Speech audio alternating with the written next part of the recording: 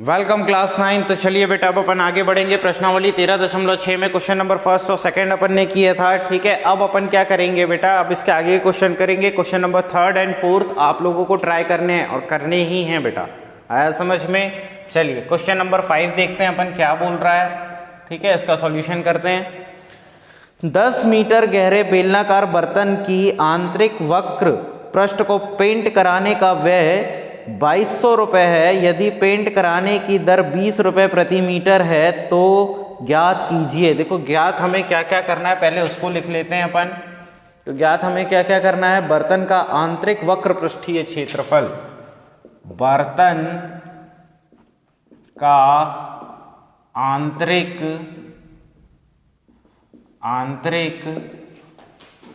वक्र पृष्ठीय क्षेत्रफल। ठीक है, फिर दूसरा हमें क्या ज्ञात करना है, आधार की त्रिज्या, आधार की त्रिज्या। ठीक है, फिर उसके बाद में तीसरी चीज हमें क्या ज्ञात करना है, बर्तन की धारिता। क्या ज्ञात करना है, बर्तन की धारिता ज्ञात करना है बेटा। आया समझ में? 10 मीटर गहरे एक बेलनाकार बर्तन, देखो बेलन का ही निकालेंगे अपन यहाँ पे तो कुल मिला करके। ठीक है, आया समझ में? चलिए वक्र पृष्ठीय क्षेत्रफल भी निकालना है हमको। ठीक है,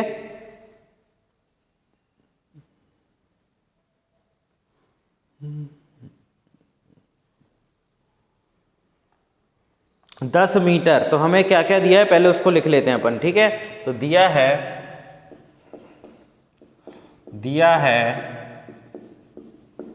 बेलनाकार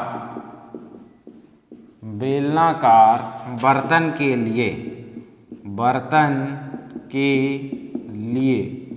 ठीक है, तो क्या क्या दिया गया है, बर्तन की ऊंचाई कितनी दे दी गई है बेटा, 10 मीटर। ठीक है, मतलब हमें ऊंचाई दे दी गई है, ऊंचाई 10 मीटर। ठीक है, और क्या दिया गया है बेटा, खर्च भी तो दिया गया है ना, वक्र पृष्ठीय।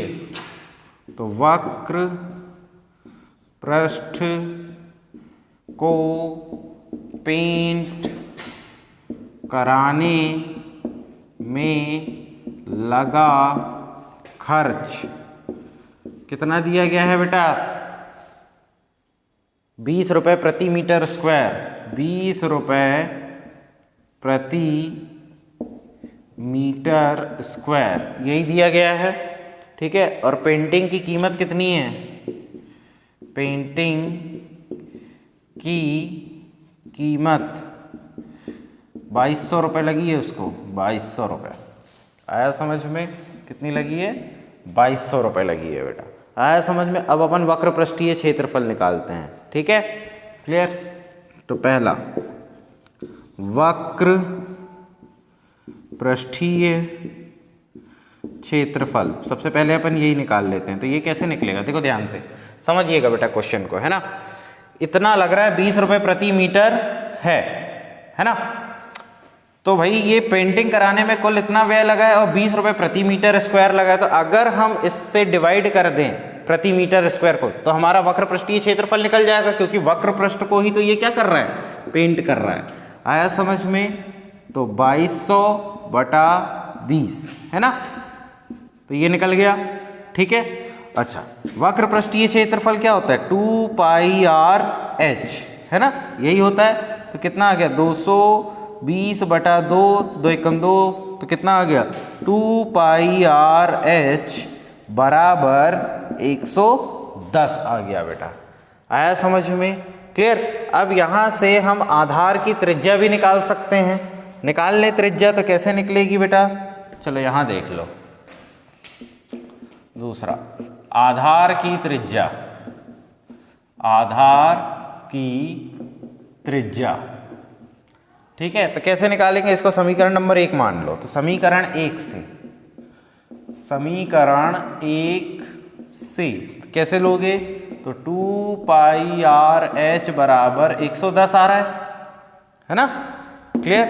इतना आ रहा है 110 मीटर स्क्वायर आएगा बेटा ये, है ना, मीटर स्क्वायर, ठीक है।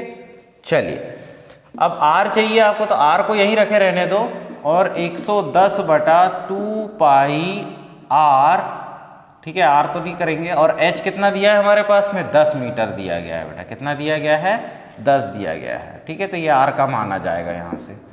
तो अब क्या करोगे, 110, ठीक है, इसको करें तो कितना आ जाएगा, 10 11, इतना ही आ जाएगा।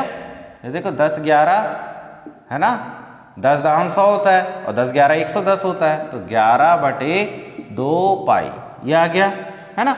अब इधर देखो, इसको आगे हल आपको करना है तो कैसे कर लोगे, ऐसे करोगे, 11 बटे 2 गुणा 22 बटा 7, इतना आता है आपके पास में, ठीक है। अब ये 7 ऊपर चला जाएगा, तो 11 गुणा 7 बटा 2 गुणा 22, तो 11 एकम 11, 11 दूनी 22, तो कितना आ गया आपके पास में, 7 बटा और 2 दूनी 4, ये आ जाएगा आपके पास में, ठीक है। अब इसको काटो, तो 4 एकम 4, ठीक है, फिर बचा कितना 3, तो दशमलव लगाएंगे और एक जीरो लगाएंगे, तो 4 सत्ते 28 और 4 पंजे 20, तो 1.75 मीटर इसकी क्या आ जाएगी, आधार की त्रिज्या आ जाएगी बेटा, कितनी आ जाएगी, आधार की त्रिज्या आ जाएगी, ठीक है। अब त्रिज्या आ गई तो बर्तन का आयतन भी निकाल लेंगे अपन, धारिता बोला है ना, तो धारिता का मतलब क्या होता है, आयतन, क्या होता है बेटा, आयतन होता है, धारिता का मतलब आयतन, ठीक है। तो तीसरा वाला भी अपन निकाल लेते हैं, धारिता, तो धारिता मतलब पाई आर स्क्वायर एच, ठीक है, यही होता है। तो पाई का मान 22 बटे 7 गुणा आर का मान 1.5, ठीक है, का वर्ग गुणा एच, एच कितना है 20 है हमारे पास में, कितना है 20 है, ठीक है। चलिए अब